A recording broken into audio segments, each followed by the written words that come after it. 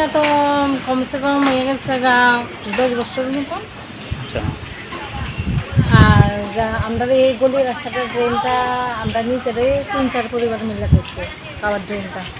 আচ্ছা আর এটাকে মানে এই ড্রেনটি মানে আমরা ছোটো থাকতে হয়েছে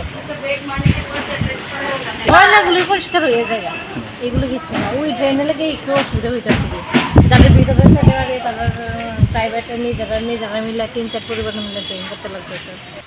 ড্রেনের অবস্থা কীরকম এদিকে?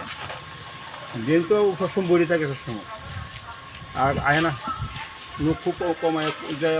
ওয়ার্ড অফিসে যদি আমরা কই যে লিখিত দিলে পরে তারপর আয়ে আচ্ছা কত নম্বর দিয়েছে 11 কাউন্সিলরকে? কাউন্সিল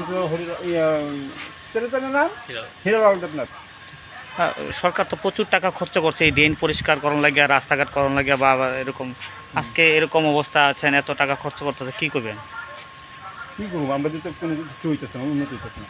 তাহলে তো শুধু ভোট পাইলে ভোট হইলেই আইসে আয় না। কত বছর ধরে এরকম? বছর চলছে, অনেক বছর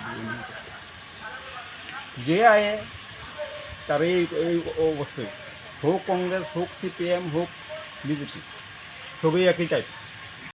সত্যি চলে, আমি 70 বছর পর্যন্ত এই দিন 4টা উঠে দেখছি না,